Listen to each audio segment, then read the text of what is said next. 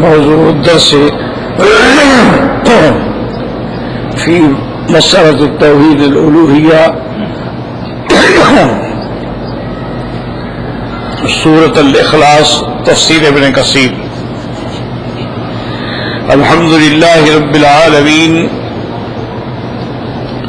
والصلاة والسلام على أشرف الأنبياء وسيد المرسلين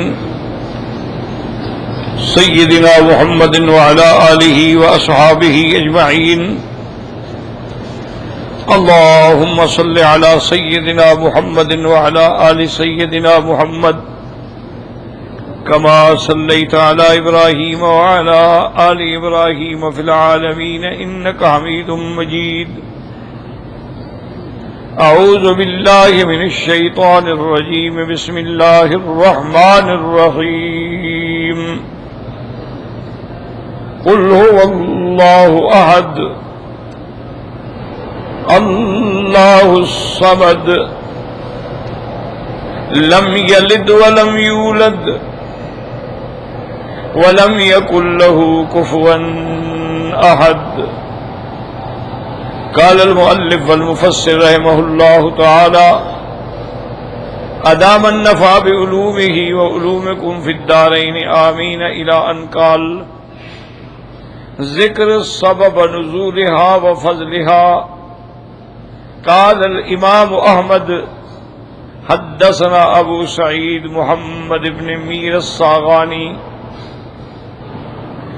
قال حدثنا أبو جعفر الرازي قال حدثنا الربيع بن أنس عن أبي العالية عن أبي بن كعب أن المشركين قالوا للنبي صلى الله عليه وسلم یا محمد صلی اللہ علیہ وسلم انصب لنا ربک فانزل اللہ تعالی قل هو اللہ احد اللہ الصمد لم یلد ولم یولد ولم یکن له کفوا احد. اب مفسر رحمۃ اللہ علیہ فرماتے ہیں کہ اس کے سبب نزول اور اس کے فضائل کے بارے میں جو روایات ہیں، حضرت ابی بن کعب رضی اللہ تعالیٰ عنہ فرماتے ہیں کہ مشرکین نے حضور صلی اللہ علیہ وسلم سے یہ مطالبہ کیا کہ انصب لنا ربک، اپنے رب کا نسب بیان کیجئے. اللہ تبارک و تعالیٰ نے یہ آیت مبارک، یہ سورت مبارک نازل فرمائی کہ ان کے رد میں، یعنی نسب تو اس کا ہو نا جس کا ماں باپ ہو، رشتہ ہو. اللہ کی تو ذات ہی ایسی ہے کہ جس سے پہلے بھی کوئی نہیں اور بعد میں بھی کوئی نہیں، نہ جنا نہ جینا گیا ہے. اس لیے اللہ نے فرمایا وَقُلْ هُوَ اللَّهُ أَحَدٌ اللَّهُ الصَّمَدُ لَمْ يَلِدْ وَلَمْ يُولَدْ وَلَمْ يَكُنْ لَهُ كُفُوًا أَحَدٌ. وَكَذَا رَوَاهُ التِّرْمِذِيُّ وَابْنُ جَرِيرٍ عن أحمد بن منيع زاد ابن جریر و محمود بن خداش عن ابی سعید محمد بن میسر به زاد ابن جریر والترمذی قال الصمد الذي لم يلد ولم يولد لأنه ليس بشيء يولد إلا سيموت وليس شيء يموت إلا سيورث وَأَنَّ اللَّهَ عَزَّ وَجَلَّ لَا يَمُوتُ وَلَا يُورَثُ وَلَمْ يَكُنْ لَهُ كُفُوًا أَحَدٌ وَلَمْ يَكُنْ لَهُ شَبِيهٌ وَلَا عَدْلٌ وَلَيْسَ كَمِثْلِهِ شَيْءٌ. وَرَوَاهُ ابن أبي حاتم من حديث أبي سعيد محمد بن ميسرة ثم رواه الترمذي عن عبد بن حميد عن عبد الله بن موسى عن ابي جعفر عن الربيع عن بالعالية فذكره مرسلا ولم يذكر حدثنا.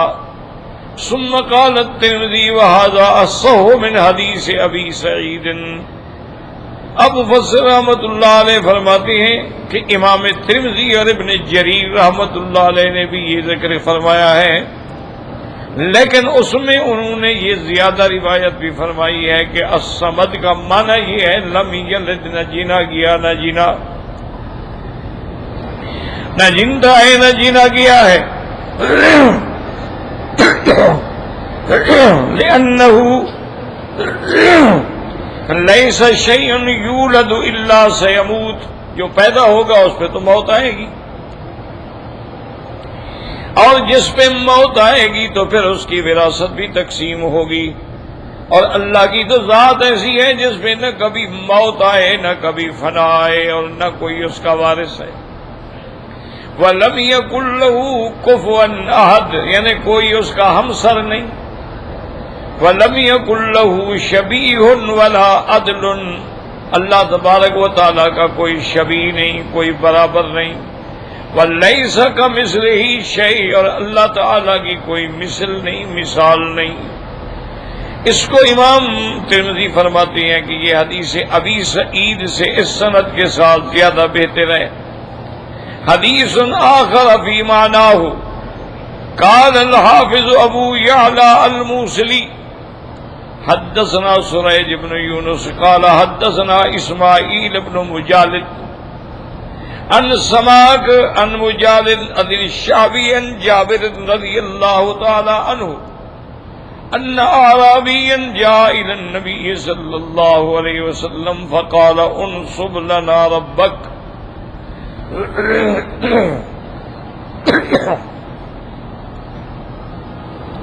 حضرت جابر رضی اللہ تعالیٰ عنہ فرماتے ہیں کہ ایک اعرابی، یعنی مقصد ہے کہ دیہات میں رہنے والا آدمی حضور کی خدمت میں آیا اور کہنے لگا انصب لنا ربک، آپ اپنے رب کا نسب بیان فرمائیں۔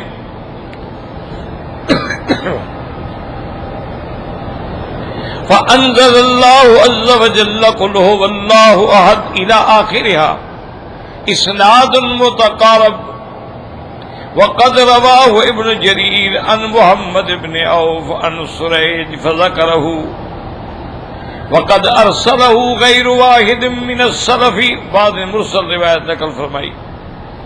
وروى عبيد بن إسحاق العطار عن قيس بن الربيع عن أبي عاصم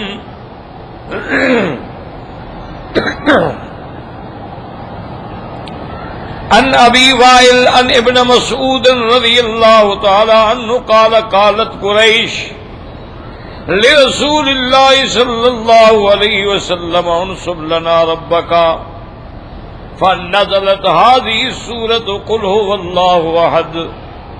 قال الطبرانی ورواه الفریابی وغیرہ عن قیس النبی عاصم عن ابی وائل مرسلا، ثم روى الطبراني عن حديث عبد الرحمن بن عثمان الطرائفي عن الواسع بن مانع عن ابي سلمة عن ابي هريرة رضي الله تعالى عنه قال قال رسول الله صلى الله عليه وسلم لكل شيء نسبة ونسبة الله قل هو الله احد الله الصمد، ہر شے کا نسب ہوتا ہے لیکن اللہ تعالیٰ کی تو شان یہ ہے کہ وہ اکیلا ہے، وحدہ لا شریک ہے، اور صمد مانا جو خالی نہیں، جو بے نیاز ہے، جو ساری دنیا اس کی محتاج ہے اور وہ کسی کا محتاج نہیں۔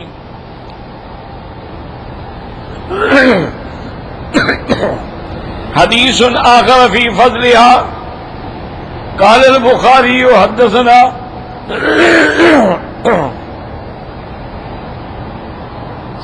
حدثنا محمد هو الزهري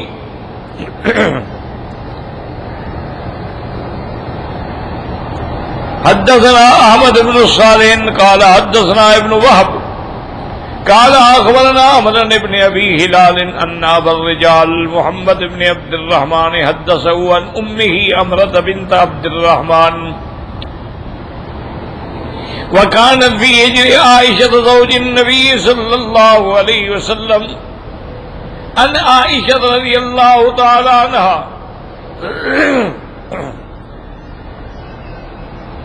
أن النبي صلى الله عليه وسلم بعث رجلا على سرية وكان يقرأ لأصحابه في صلاتهم فيختم بقل هو الله أحد، فلما رجعوا ذكروا ذلك للنبي صلى الله عليه وسلم فقال صلوه لأي شيء يصنع ذلك فسألوه فقال إنها صفة الرحمن وأنا أحب أن أقرأ بها فقال النبي صلى الله عليه وسلم أخبروه أن الله تعالى يحبه وهكذا رواه في كتاب التوحيد ومنهم من يسقط ذكر محمد الزهلي ويجعله من روايته عن أحمد بن صالح وقد رواه مسلم والنسائي أيضا من حديث عبد الله بن وهب عن عمرو بن الحارث عن سعيد بن أبي هلال به. اس حدیث مبارک میں آتا ہے کہ بی بی عائشہ فرماتی ہیں کہ حضور صلی اللہ علیہ وسلم نے ایک آدمی کو سریہ یعنی فوج بھیجی تو اس کا امیر بنا کے بھیجا. وہ جب بھی اپنے ساتھیوں کو نماز پڑھاتے جو بھی سورت پڑھتے لیکن آخر میں قل هو اللہ احد پڑھتے. جب وہ واپس آ گئے تو انہوں نے حضور پاک سے عرض کیا کہ یا رسول اللہ یہ ہمیں نماز پڑھاتے رہے لیکن ہر نماز میں ہر رکعت میں ہر سورت کے بعد قل هو اللہ احد پڑھتے ہیں. تو آپ نے بتایا اس سے پوچھو ایسا کیوں کرتا ہے. جب اس سے پوچھا گیا تو اس نے کہا کیونکہ اس میں اللہ کی صفات کا ذکر ہے اور مجھے یہ سورت جو ہے بہت محبوب ہے میں اس لیے اس کو ہر رکعت میں ہر نماز میں پڑھتا ہوں. جب انہوں نے حضور کو بتلایا تو آپ نے فرمایا کہ اس کو بتلا دو کہ تم اگر اس سورت سے محبت کرتے ہو تو اللہ تم سے محبت کرتے ہیں. تو یہ ایسی سورت ہے شان والی کہ جس کی محبت کرنے سے اللہ تبارک و تعالیٰ کی محبت نصیب ہوتی ہے. تو اس کو محدثین کرام رحمت اللہ علیہم نے مختلف احادیث میں ذکر کیا ہے. قال البخاری رحمہ اللہ تعالی فی کتاب الصلاۃ وقال عبد الله بن ثابت بن انس رضی اللہ تعالی عنہ قال كان رجل من الانصار يؤمهم في مسجد قباء فكان كلما افتتح سورة يقرأ بها لهم في الصلاة مما يقرأ به افتتح بقل هو الله احد حتى يفرغ منها ثم كان يقرأ سورة أخرى معها وكان يصنع ذلك في كل ركعة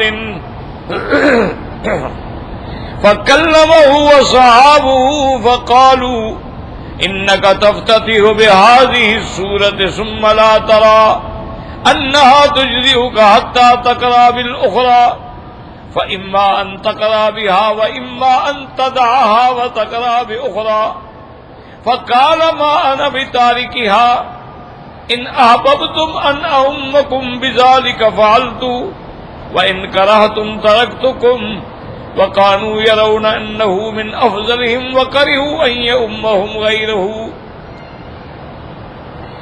فلما أتاهم النبي صلى الله عليه وسلم أخبروه الخبر فقال يا فلان ما يمنعك أن تفعل ما يأمرك به أصحابك وما حملك على لزوم هذه السورة في كل ركعة قال إني أحبها قال حبك إياها أدخلك الجنة.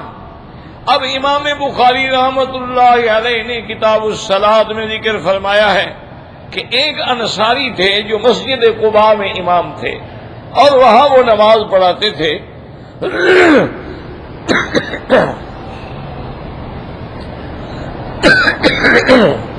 تو جب سورت فاتحہ پڑھنے کے بعد سورت پڑھنی ہوتی پہلے قل هو اللہ احد پڑھتے پھر دوسری سورت پڑھتے اور اسی طرح وہ ہر رکعت میں کرتے تھے. فاتحہ پھر سورت اخلاص پھر دوسری سورت. تو اس کو ساتھیوں نے نماز پڑھنے والوں نے کہا اللہ کے بندے اگر تم نے سورت اخلاص ہی پڑھنی ہے تو کافی ہے پھر اور سورت کیوں ملاتے ہو اور یہ سورت بھی لازم تم پڑھتے ہو. اور انہوں نے کہا بھائی بات سنو میں تو اسی طرح نماز پڑھاؤں گا اگر تم چاہتے ہو تو میرے پیچھے نماز پڑھتے رہو اور اگر نہیں چاہتے ہو چھوڑ دو میں اسی طرح پڑھاؤں. انہوں نے پھر حضور صلی اللہ علیہ وسلم کی خدمت میں عرض کیا. آپ نے اس سے پوچھا کہ اللہ کے بندے تم ایسا کیوں نہیں کرتے جیسے تمہیں سارے مقتدی کہہ رہے ہیں، اور ہر رکعت میں تم سورۃ اخلاص آخر کیوں پڑھتے ہو؟ تو اس نے کہا کہ یا رسول اللہ صلی اللہ علیہ وسلم مجھے اس سورت سے بڑی محبت ہے.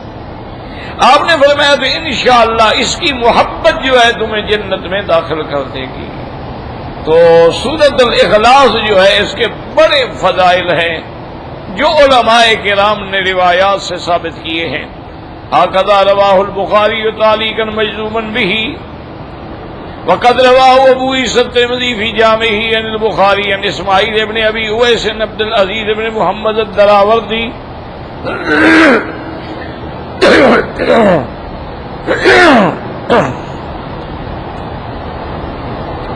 عن عبید اللہ ابن عمر ذکر باسنادہ مثلہ سواء ثم قال الترمذی غریبا من حدیث عبید اللہ عن ثابت وقال وروى مبارك بن فضالة عن ثابت ان رجلا قال يا رسول الله اني احب هذه السورة قل هو الله احد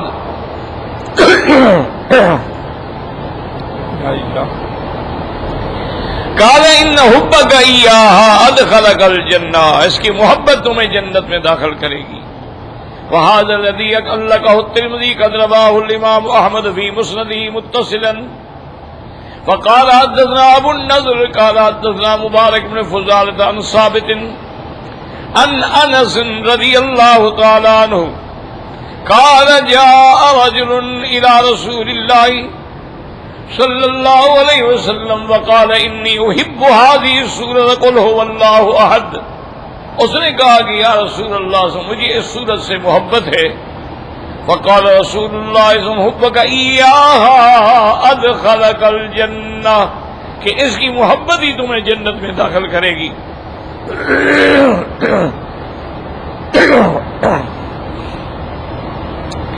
حدیث بھی کون آتا دلو سلسل قرآن، یہ یعنی 1/3 حصہ قرآن پڑھنے کے برابر اس کا ثواب ہے. قال البخاری حدثنا اسماعیل قال حدثني مالك بن عبد الرحمن بن عبد الله بن عبد الرحمن بن ابي سعسعة النبي النبي سعيد ان رجلا سمع رجلا يقرأ قل هو الله احد يرددها فلما اصبح جاء الى النبي صلى الله عليه وسلم ذلك له وكان الرجل يقرأ قال لها فقال النبي صلى الله عليه وسلم الذي نفسي بيده انها لتعدل ثلث القرآن. اس روایت میں بھی آتا ہے ابھی سعید فرماتے ہیں ان رجلا سمع رجلا، اس نے ایک آدمی سے سنا کہ وہ سورۃ الاخلاص ہی پڑھ رہا ہے اور بار بار پڑھ رہا ہے اور بار بار پڑھ رہا ہے. تو حضور کی خدمت میں آئے اور کہا کہ حضرت بس اسی سورت کو بار بار پڑھتے ہیں.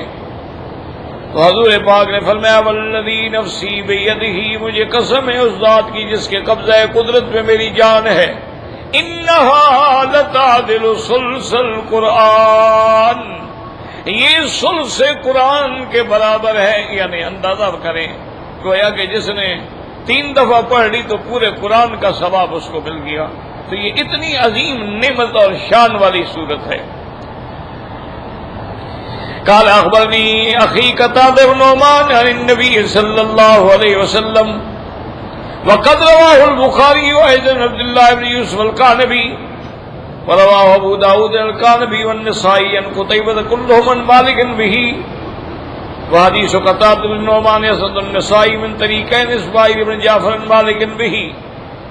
حدیث آخر قال البخاری رحمہ اللہ تعالی حدثنا عمر بن حفص قال حدثنا ابی قال حدثنا اعمش قال حدثنا ابراہیم الضحاک المشرقی عن نبی سعید رضی اللہ تعالی عنہ قال قال رسول اللہ صلی اللہ علیہ وسلم احدکم یقرأ ثلث القرآن فی لیلۃ فشق ذلک علیہم.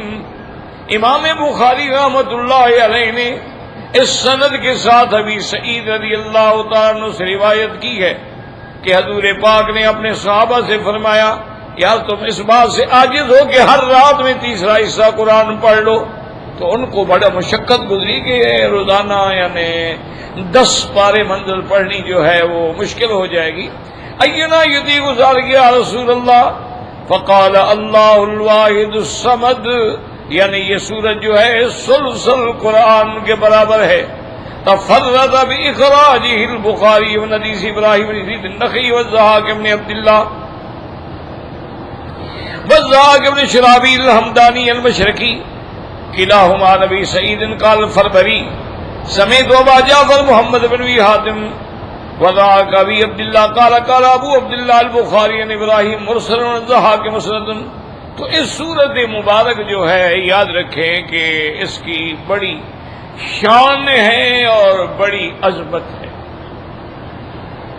کیونکہ مدار نجات جو ہے یاد رکھیں کہ وہ اللہ کی توحید پہ ہے، اس کے بغیر نجات مل ہی نہیں سکتی. اور توحید کیا ہے؟ عقیدہ ہی یہ ہو کہ معبود برحق جو ہے وہ ایک ہے، لا الہ الا اللہ وحدہ لا شریک لہ، لہ الملک ولہ الحمد یحیی ویمیت وہو علی کل شیء قدیر. اسی لیے میرے محبوب نے، محبوب کائنات نے صلی اللہ علیہ وسلم نے فرمایا افضل ما انا قلت والنبیون قبلی، کہ عرفات کے دن میں نے اور مجھ سے پہلے جتنے انبیاء گزرے ہیں سب نے جو عرفات میں وظیفہ پڑھا وہ یہی تھا، لا الہ الا اللہ وحدہ لا شریک لہ، لہ الملک ولہ الحمد یحیی ویمیت وہو علی کل شیء قدیر. اسی طرح سارے قرآن پاک میں آپ دیکھیں کہ الہکم الہ واحد. اسی طرح قرآن پاک میں دیکھیں کہ مومن کی صفت یہ ہے والذین لا یدعون مع اللہ الہا آخر، جو اللہ کے ساتھ کسی اور کو الہ نہیں سمجھتے اور نہ مانتے ہیں نہ شریک بناتے ہیں. لیکن مشرکین یہود اور نصارہ جو تھے ان کے اتنے فتنے تھے، نعوذ باللہ، وہ کہتے ہیں اللہ کا نسب بیان کرو، یعنی کس کا بیٹا ہے، اس کا باپ کون ہے، اس کا خاندان کیسے ہے، چونکہ ان کے تو یہ عقیدے تھے. یہود اور نصارہ کا بھی یہی عقیدہ تھا. یہود حضرت عزیر کو اللہ کا بیٹا سمجھتے تھے اور نصارہ جو ہے وہ عیسیٰ علیہ السلام کو، ان میں فرقے تھے، بعض کہتے تھے بیٹا ہے، بعض کہتے خود خدا ہے. ان اللہ هو المسیح ابن مریم، اور بعض کہتے تھے ثالث و ثلاثہ ہے.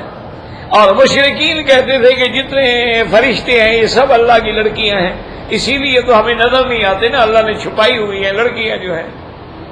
تو اسی لیے اللہ نے ایک ایسی جامع معنی کامل صورت نازل فرمائی کہ کفار و مشرکین کے سارے اعتراض کا ایک ہی جواب. لیکن دشمن تو باز نہیں آتا ہے، حتیٰ کہ آپ دیکھیں کہ حضور صلی اللہ علیہ وسلم نے جب مکہ فتح ہوا ہے آپ نے بالکل امان دے دی کہ من دخل المسجد الحرام فلہ امان، جو مسجد میں داخل ہو گیا امان.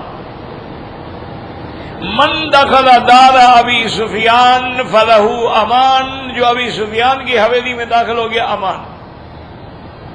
من القى السلاح، جس نے ہتھیار ڈال دیے امان. من اغلق بابہ، جس نے اپنے گھر کا دروازہ بند کر لیا امان.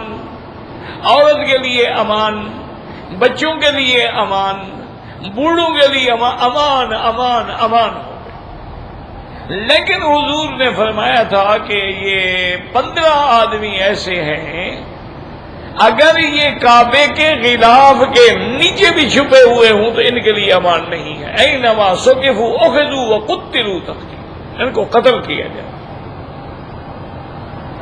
وجہ کیا تھی کہ انہوں نے اسلام کے خلاف اور میرے آقا نبی صلی اللہ علیہ وسلم کے خلاف، اللہ کے قرآن کے خلاف ایسی ایسی باتیں کی تھی کہ جو ناقابل برداشت تھی. ان میں ایک عبداللہ ابن ابی سرا سعد ابن ابی سرا بھی تھے جو مسلمان ہو گیا. حضور پاک نے اس کو کاتب الوحی بنا دیا، لیکن کچھ عرصے کے بعد وہ بدبخت جو ہے مرتد ہو گیا، اسلام سے نکل گیا. اور نعوذ باللہ وہ آگے کافروں کو کہتا تھا کہ اللہ کے نبی پہ جو قرآن آتا ہے وہ تو میں بناتا تھا، میں لکھتا تھا، وحی تھوڑی آتی تھی. تو اس لیے حضور نے فرمایا کہ اس کو بھی پناہ نہیں دینی چاہیے. اور اسی طرح حضور پاک نے فرمایا کہ وحشی جو ہے، جو قاتل ہے سیدنا حمزہ کا، اگر وہ مل جائے تو اس کے لیے بھی امان نہیں. اللہ کی شان دیکھیں کہ یہ عبداللہ ابن سعد ابی سرا جو تھا یہ تو بھاگ گیا اور حضرت عثمان کی پناہ میں آ گیا. اور اس نے پھر حضرت عثمان سے کہا کہ میری سفارش کرو. آپ نے فرمایا میں سفارش تو نہیں کرتا، بس میں نے تمہیں پناہ دے دیا کہ دیکھو جو تمہارا مقدر ہوگا. اور ویشی جو تھا یہ بھاگ گیا، یہ مکے سے بھاگ گیا، حنین سے بھی بھاگ گیا، دور کہیں بستیوں میں چلا گیا.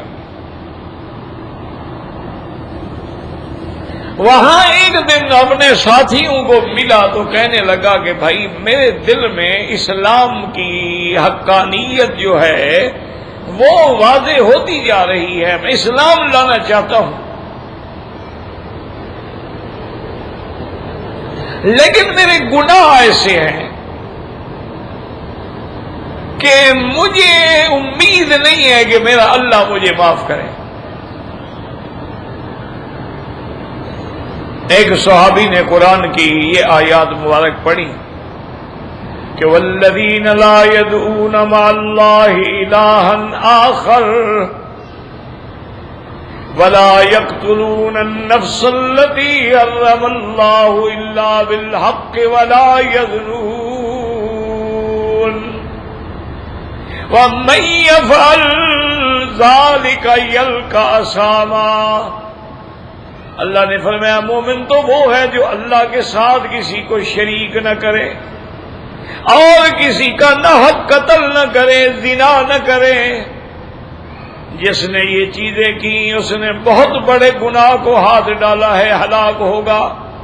تو وحشی رونے لگ گیا. اس نے کہا بھائی بات یہ ہے کہ میں مشرک تو اب بھی ہوں اور میں نے قتل بھی کیا ہے، اور قتل بھی سیدنا حمزہ رضی اللہ تعالیٰ عنہ کا، اور میں زانی بھی ہوں، زنا بھی کرتا رہا، تو اب میرا کیا ہوگا؟ اسلام بھی لے آؤں تو کیا فائدہ ہوگا مجھے تو اسلام لانے کے بعد بھی جہنم ملے گی، تو پھر فائدہ کیا رہا؟ کچھ عرصے کے بعد جب اگلی آیت آئی الا من تاب وآمن وعمل صالحا فاولئک یبدل اللہ سیئاتہم حسنات. اللہ نے فرمایا مگر جو لوگ توبہ کر لیں، ایمان لے آئیں اور عمل صالح کریں، اللہ تعالیٰ ان کے گناہوں کو بھی نیکیوں میں بدل ڈالیں گے. تو پھر لوگوں نے کہا ویشی سے کہ بھئی اب تو آگے آئے. کہنے لگا بھئی بات ٹھیک ہے، لیکن یہ آمن و عامل صالحا کی بھی تو قید ہے نا کہ عمل پھر ہمیشہ اچھے کرتے رہے، اور مجھے امید نہیں کہ میں عمل اچھے کروں. میری تو برے عمل پہ عادت ہے، تو میں نہیں بچ سکتا. اس آیت میں بھی میرے لیے معافی کی گنجائش نہیں رکھتی. تو جب جہنم میں ہی جانا ہے تو پھر اسلام لانے کا کیا فائدہ ہوگا؟ کچھ عرصے کے بعد ایک اور دوست نے اسے کہا کہ وحشی اب تو ایک اللہ نے قرآن میں آیت اتاری ہے، تمہارا کام بن جائے گا. اللہ نے فرما دیا کہ ان اللہ لا یغفر ان یشرک بہ وَيَغْفِرُ مَا دُونَ ذَلِكَ لِمَن یشاء. اللہ صرف شرک کو معاف نہیں کرے گا، جو شرک پہ مرے گا وہ جہنم میں. اس کے علاوہ جتنے گناہ ہیں اللہ جس کو چاہے معاف کر دے. انہوں نے کہا جب تم شرک سے توبہ کر لو گے، اسلام میں داخل ہو جاؤ گے تو بخشش تو ہو گئی. کہنے لگا بھائی بات یہ ہے کہ یہاں بھی تو شرط ہے نا، استثناء ہے. الا من یشاء، جس کو اللہ چاہے تو اللہ حمزہ کے قاتل کو کیسے بخشنا چاہے گا جس نے سیدنا حمزہ کو قتل کیا ہو؟ اس کو اللہ کیسے بخشیں گے؟ مجھے بخشش کا راستہ نہیں ملتا۔ میرے کہنے کا مقصد یہ تھا، دیکھیں کافر ہیں، مشرک ہیں، دشمنان اسلام ہیں، لیکن قرآن سمجھتے ہیں، عربی زبان جانتے ہیں، قرآن سمجھ رہے ہیں۔ ہمارے اندر مشکل یہی ہے کہ ہم نمازی بھی ہیں ماشاءاللہ، روزے دار بھی ہیں، سب کچھ ہے، لیکن چونکہ زبان بھی عربی نہیں اور قرآن سیکھنے کی ہم نے کوشش بھی نہیں کی، اسے کوئی پتہ نہیں کہ امام کیا پڑھ رہا ہے، کیا نماز پڑھی ہے، کیا سورت پڑھی ہے، کیوں امام کو رونا آ گیا، کس آیت پہ رونا آیا، وعید پہ آیا یا وعد پہ آیا ہے، پتہ ہی نہیں۔ تو اس کے بعد جو ہے جب یہ آیت اتری، قل یا عبادی الذین اسرفوا علی انفسہم لا تقنطوا من رحمت اللہ ان اللہ یغفر الذنوب جمیعا انہ هو الغفور الرحیم۔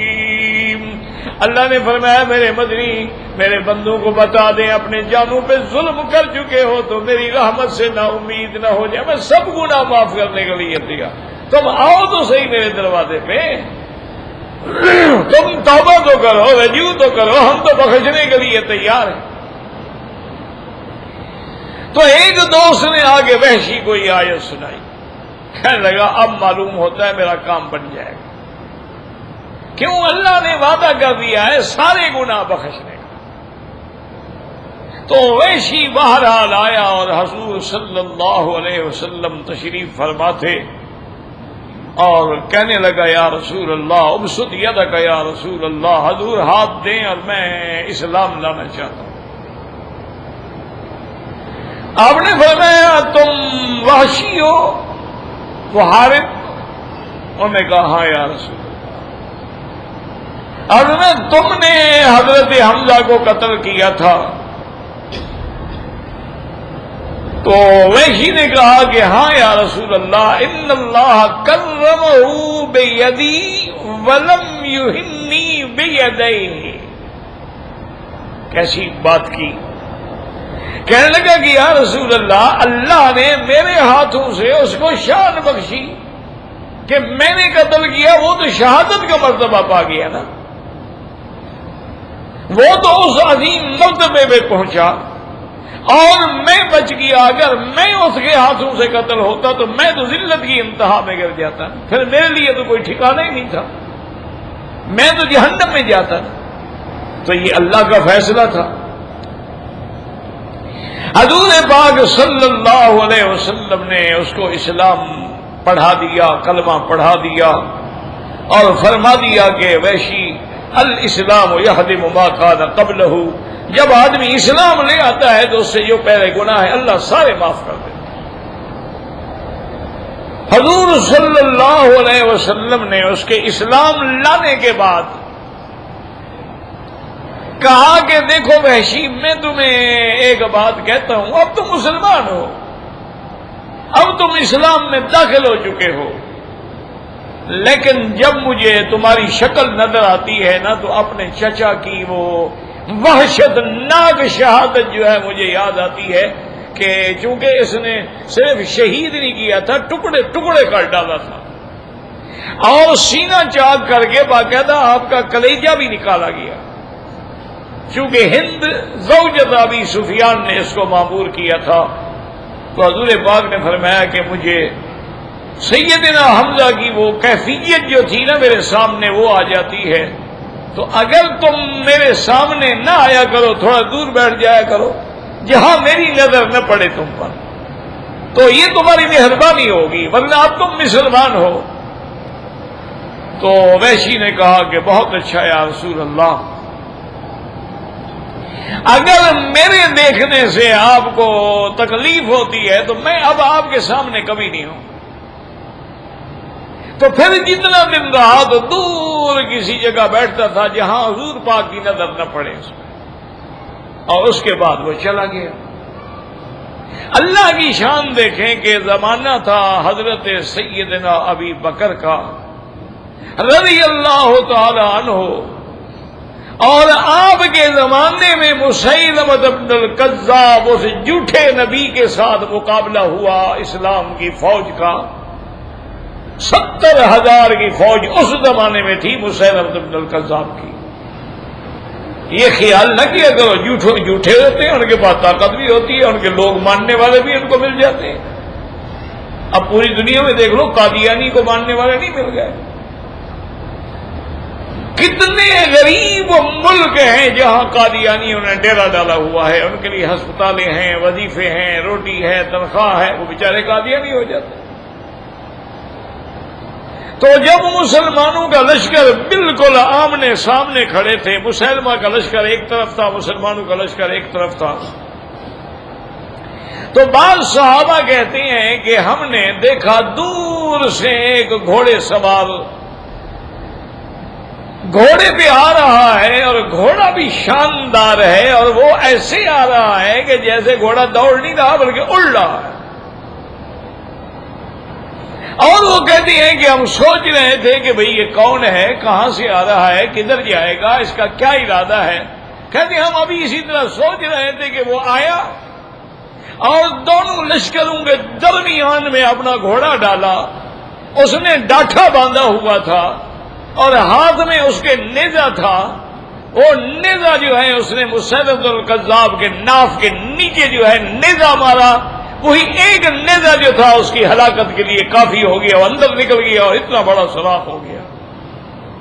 تو اب جناب یہ ہے کہ اس سوار نے وہ ڈاٹھا کھولا اور کہا فزت ورب الکعبہ، آج میں کامیاب ہو گیا، مجھے رب کعبہ کی قسم ہے. قتلت فی الجاہلیت خیر من کان فی الاسلام، میں نے زمانہ جاہلیت میں اسلام کا سب سے اچھے بندے کو قتل کیا تھا. آج زمانے اسلام میں نے سب سے برے آدمی کو قتل کیا ہے. اب میں اس قابل ہو گیا ہوں کہ حضور پاک کے سامنے جا سکوں. تو پھر صحابہ کہتے ہیں کہ ہم نے پہچانا کیا تو وہی وحشی ہے.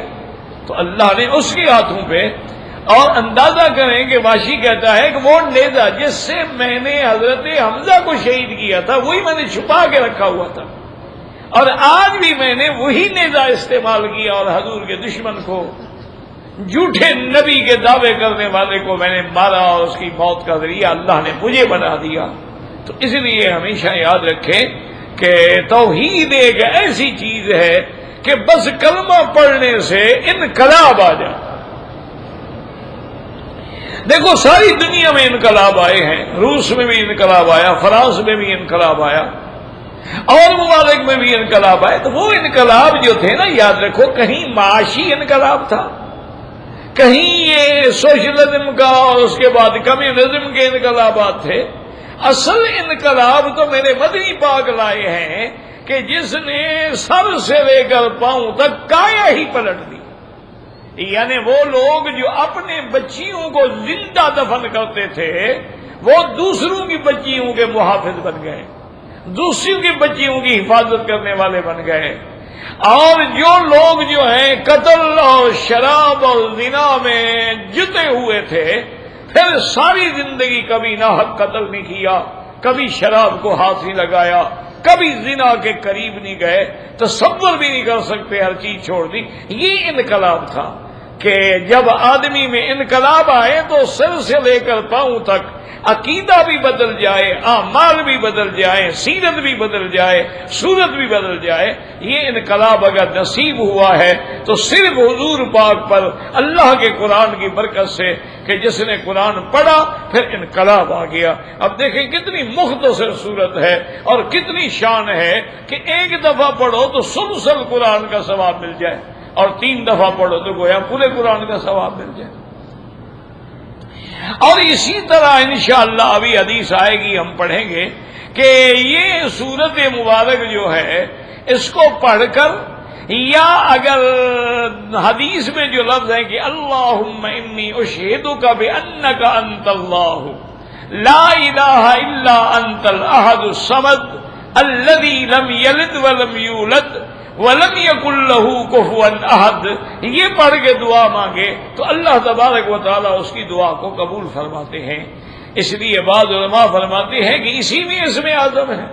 اس لیے جب وہ دعا مانگتے ہیں اس کے پڑھنے کے بعد تو اللہ تبارک و تعالیٰ اس کو شرف قبولیت بخشتے ہیں، اور اس سورت کے پڑھنے سے انقلاب آتا ہے۔ اچھا، بعض بزرگوں نے اپنے تجارب میں لکھا ہے کہ اگر کسی کا بیٹا یا بیٹی نافرمان ہے یا بیوی نافرمان ہے تو انہوں نے لکھا ہے کہ وہ 2 رکعت نماز پڑھے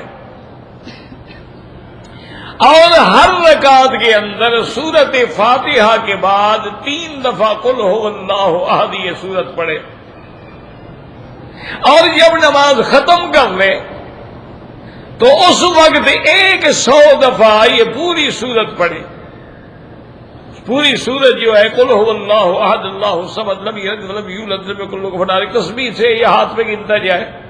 جب 100 پورا ہو جائے تو نماز میں جو درود ابراہیمی پڑھا جاتا ہے وہ 11 دفعہ درود پڑھے، اور اللہ تبارک و تعالیٰ سے اپنے اس بیٹے کی جو نافرمان ہے، بیٹا ہے یا بیٹی ہے، بہن ہے، بیوی ہے، جو بھی ہے، اس کے لیے دعا مانگے۔ تو انہوں نے فرمایا کہ 3 دن، اور پھر اگر 3 دن میں کام نہ ہو تو 7 دن، اور 7 دن میں کام نہ ہو تو 11 دن کے اندر یقینی طور پر اللہ اس کو بدل دیتے ہیں، اللہ تبارک و تعالیٰ اس کو ہدایت دے دیتے ہیں کہ وہ نافرمانی سے فرما بردار بن جاتا ہے۔ تو یہ انہوں نے، چونکہ اللہ کے قرآن، لازمی بات ہے، ہمارا تو ایمان ہے نا کہ اللہ کا قرآن شفا ہے، وَنُنَزِّلُ مِنَ الْقُرْآنِ مَا هُوَ شِفَاءٌ، اسی لیے سورت فاتحہ پڑھ کے دم کرتے تھے صحابہ کرام رضوان اللہ علیہم اجمعین، اسی طرح سورت معوذتین پڑھ کے دم کرتے تھے۔ تو اب لا شک کا بھی ذالک کہ اللہ کے قرآن میں، اللہ کے کلام میں جو اثرات و برکات ہیں وہ کسی چیز میں نہیں ہیں۔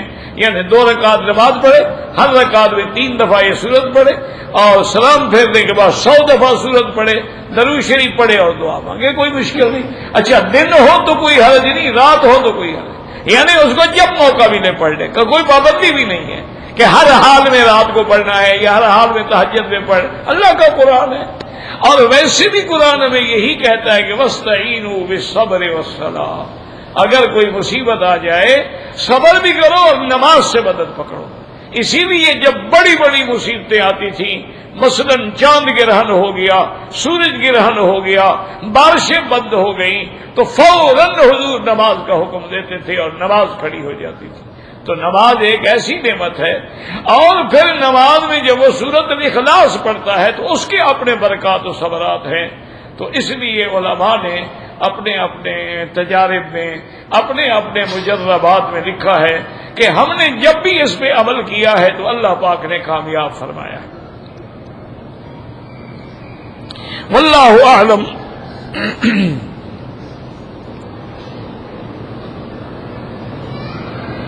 اگر عورت نے عمرے کی نیت کر لی ہے، میرا بھائی، عورت کے لیے عمرے میں چہرہ چھپانا نہیں چاہیے، لیکن اگر لوگ ہیں تو لازمی بات ہے کہ اپنے کپڑے کو آگے ڈال لے۔ جیسے بی بی عائشہ صدیقہ فرماتی ہیں کہ ہم احرام کی حالت میں کنا اذا ھذین الرجال، جب آدمی سامنے آتے سدلنا علی وجوہنا، ہم اپنے چہرے پہ کپڑا لٹکا لیتے، اور جب لوگ دور چلے جاتے تو ہم اپنے چہرے سے کپڑا ہٹا دیتے۔ تو پردہ وہ کرے گی، لیکن اس طرح پردہ کرے کہ اس کے منہ کو کپڑا لگتا نہ رہے، نقاب نہ پہنے، یا اپنے پلوں کو جیسے آج کل باندھ لیتی ہے وہ نہ کرے۔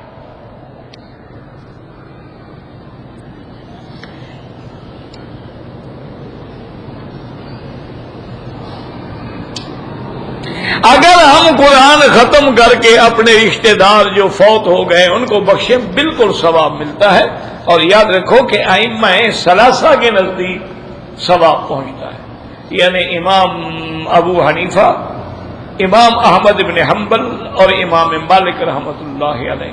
صرف امام شافعی رحمۃ اللہ علیہ قائل نہیں ہے، لیکن باقی ائمہ ثلاثہ جو ہیں وہ اس بات کے قائل ہیں کہ آپ قرآن پڑھیں، آپ سورۃ اخلاص پڑھیں، آپ مردوں کو اس کا ثواب بخشیں کہ یا اللہ یہ جو میں نے پڑھا ہے اس کا ثواب جو ہے ان کو عطا فرما، تو اللہ سب کو ثواب عطا فرماتا ہے۔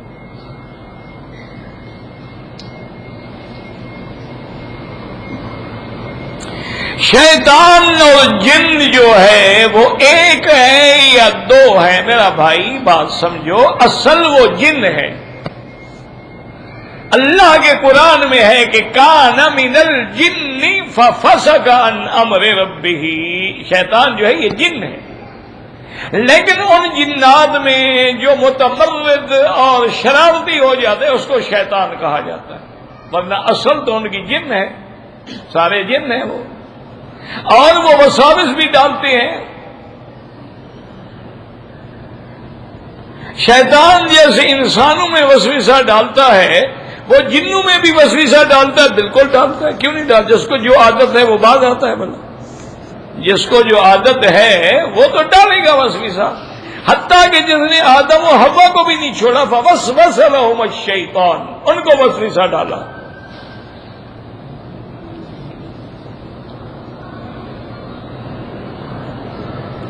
اگر کسی نے اپنی بیوی کے ساتھ ہم بستری کر لی، غسل نہیں کیا، کوئی پانی پی لے یا کوئی چیز پی لے، کوئی حرج نہیں۔ یہ تو باقاعدہ مسئلہ ہے کہ اگر رمضان المبارک کا مہینہ ہے، اتفاق ایسا ہے کہ میاں بیوی ملے ہیں، کیونکہ رات کو تو حلال ہے بیوی رمضان میں، اور وقت سحری کا ختم ہو رہا ہے، اب اگر غسل کرتے ہیں تو سحری کا وقت نکل جائے گا تو کھا سکتے ہیں۔ افضل یہ ہوتا ہے کہ وہ جلدی سے وضو کر لیں اور کھا لیں، پھر بعد میں غسل کرتے رہیں، کوئی حرج نہیں۔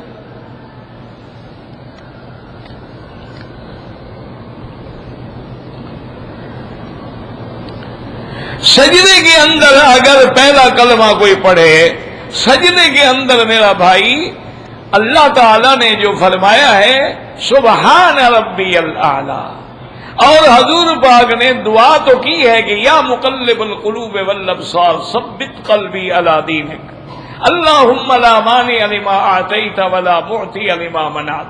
اچھا، اور یہی سورۃ اخلاص جو ہے اس کو آپ اس طرح پڑھ سکتے ہیں، اللہم انی اشہدک بانک انت اللہ لا الہ الا انت الاحد الصمد الذی لم یلد ولم یولد ولم یکن لہ کفوا احد، اور اس کے بعد دعا مانگو۔ اللہ نور، یعنی تسبیح سمجھ کے پڑھ سکتے ہو، قرآن سمجھ کے نہ پڑھو، قرآن سجدے میں یا رکوع میں پڑھنا منع ہے، لیکن بطور تسبیح بطور دعا پڑھ سکتے ہو۔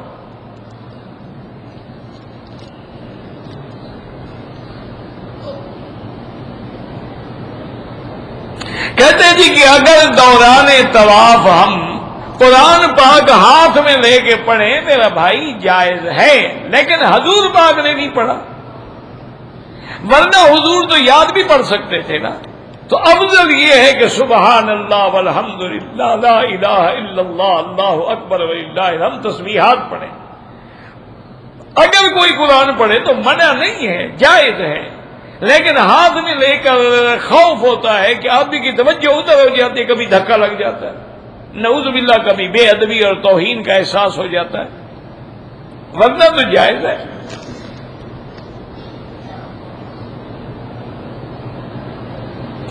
کہتے جی کہ یہاں مشینری کا بہت آواز ہے، تو آپ دیکھیں، پتہ کریں، پہلے چیک کریں کس جگہ آواز کم ہے تو پھر وہیں بدل لیں گے۔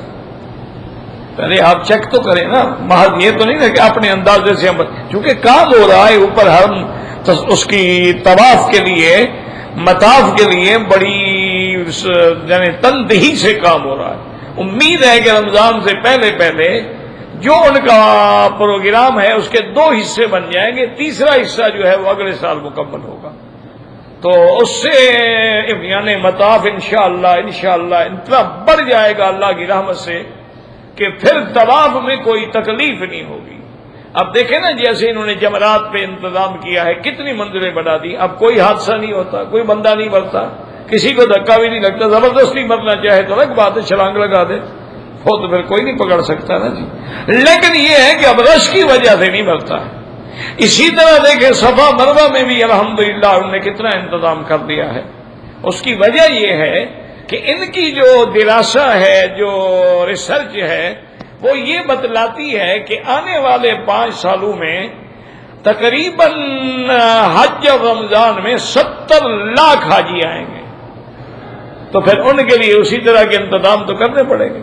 اس لیے دیکھا نہیں مکے میں ہر طرف کام ہے، جدھر جاؤ کام ہے، لگے ہیں کہ تاکہ حجاج کرام کو عبادت کی بھی آسانی ملے اور پھر رہنے کی بھی تو آسانی ملے نا، انہیں رہنا بھی تو ہے نا کہیں۔ اس لیے بجائے اس کے کہ ایک چھوٹا سا گھر ہو جس میں 500 آدمی آئے، وہاں بڑی بلڈنگ کھڑی کرو جس میں 5000 آدمی آ جائے، تاکہ مسائل جو ہیں وہ حل ہو جائیں۔ اللہ ان کو جزائے خیر دے، اپنی طرف سے پوری کوشش کریں۔ اور یہ بھی ممکن ہے کہ یہ جو طواف ہے نا معلق، اس کا ایک تو زمین پہ ہو گیا، ایک اس کے نیچے جو ہوگا شاید وہ عورتوں کے لیے مخصوص ہو جائے، تاکہ پھر عورتوں اور مردوں کا اختلاط بھی باقی نہ رہے۔ تو اللہ جزائے خیر دے، جو کچھ محنت کر رہے ہیں اللہ ان کے اعمال حسنہ میں شمار کرے۔ اللہ تبارک و تعالی ہر مسلمان جو بھی فوت ہو گئے ہیں ان کی مغفرت فرمائیں۔ اللہم اغفرہم وارحمہم وتجاوز عنہم، اللہم اغفر لنا ولوالدینا والد والدینا ولمشائخنا ولاساتذتنا ولجمیع المسلمین والمسلمات والمؤمنین والمؤمنات الاحیاء منہم والاموات۔ دل پریشان رہتا ہے، اصل میں میرا بھائی ہمارے ایمان کمزور ہے نا۔ اگر ایمان ہمارا پختہ ہو، من یؤمن باللہ یہد قلبہ، باقی پریشانی بھی فطری بات ہے، حضور پاک بھی پریشان ہوتے، انبیاء پر بھی پریشانی آتی، صحابہ بھی پریشان ہوتے، اور اس کا علاج کیا ہے؟ اللہ کا ذکر، الا بذکر اللہ تطمئن القلوب۔ جب پریشانی ہو اللہ کا ذکر کرو، جو تمہیں یاد ہے، درود شریف یاد ہے، کلمہ شریف یاد ہے، آیت کریمہ یاد ہے، بس اللہ کے ذکر میں لگ جاؤ، اپنی توجہ اللہ کی طرف مبذول کر لو، اللہ پاک رحمت۔ باقی پریشان ہونا، خوش ہونا، غمگین ہونا یہ بھی فطرت کا حصہ ہے۔ نماز استخارہ 2 رکعت نماز پڑھو، اس کے بعد دعا مانگو، اللہ منی استخیرک بعلمک واستقدرک بقدرتک۔ تو وہ نماز کی جو کتابیں ہیں نا چھوٹی چھوٹی، ان میں بھی چھپی ہوتی ہے، وہ لے لو، کیونکہ تم یاد نہیں کر سکو گے۔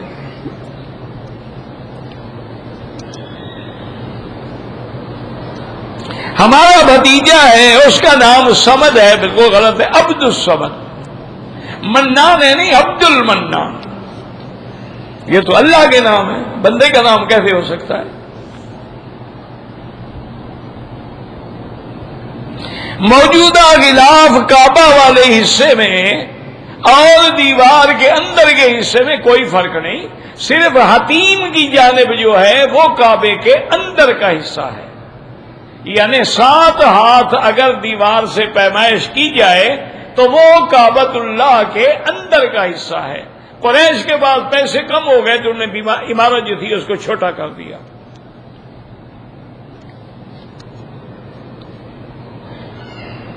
کہتے ہیں جی کہ سنت کے مطابق اپنی بیوی سے آدمی کس وقت مل سکتا ہے؟ 24 گھنٹے میں جب چاہے۔ اسلام نے کوئی پابندی نہیں لگائی۔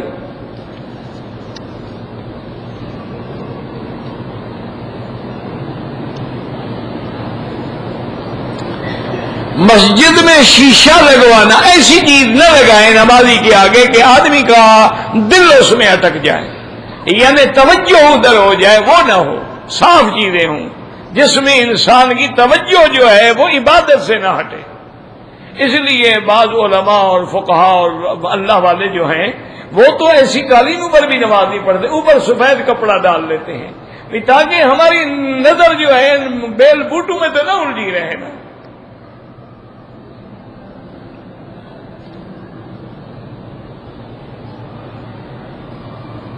کسی بزنس میں ہم پیسہ ڈال دیں اور گھر بیٹھے ہمیں نفع ملتا رہے، کوئی بات نہیں، اچھی بات ہے۔ بہت سارا کاروبار ہوتا ہے کہ بھی پیسہ میرا ہوگا، کام تمہارا ہوگا، نفع نقصان جو ہے وہ آدھا آدھا ہوگا، کوئی بات نہیں، اچھی بات، جائز ہے۔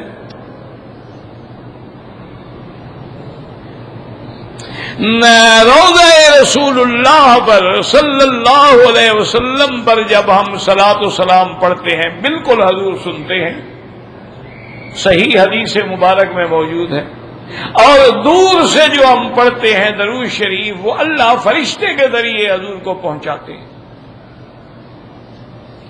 بیعت کرنا ضروری ہے، آج کے دور میں تو ضروری ہے، کہ آدمی کسی کے کنٹرول میں بھی تو ہو نا، کسی کو تو بڑا مانے نا جس کی باتوں پہ چلے.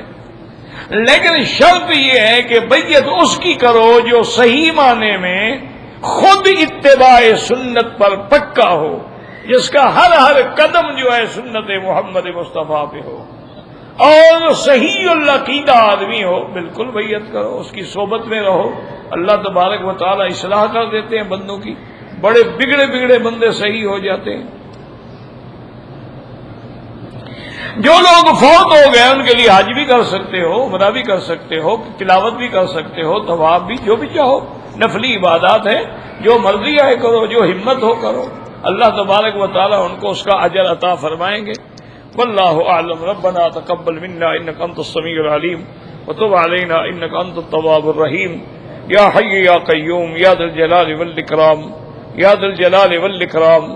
اللهم انت ربي لا اله الا انت الاحد الصمد الفرد الذي لم يلد ولم يولد ولم يكن له كفوا احد. اللهم انت ربي لا اله الا انت الحنان المنان بديع السماوات والارض يا ذا الجلال والاكرام يا ذا الجلال والاكرام. اللهم اجعل لنا وللمسلمين من كل هم فرجا ومن كل ضيق مخرجا ومن كل بلاء عافيا. اللهم انصر الاسلام والمسلمين واحم حوزة الدين. اللهم اذل الشرك والمشركين. اللهم احفظ سائر بلاد المسلمين وهذا البلد الامين فاجعل آمنا مطمئنا سخاء رخاء الى يوم الدين. اللهم اشفنا واشف مرضانا ومرضى المسلمين. اللهم يسر امورنا فرج همومنا اقض حاجاتنا يا قاضي الحاجات يا سميع الدعاء يا مستجيب الدعوات. ربنا آتنا في الدنيا حسنة وفي الآخرة حسنة عذاب النار. وصلی اللہ تعالی علی خیر خلقہ سیدنا محمد وعلى آلہ وصحبہ اجمعین. اللہم صلی علی سیدنا محمد وعلى آل سیدنا محمد وبارک وسلم علیہ.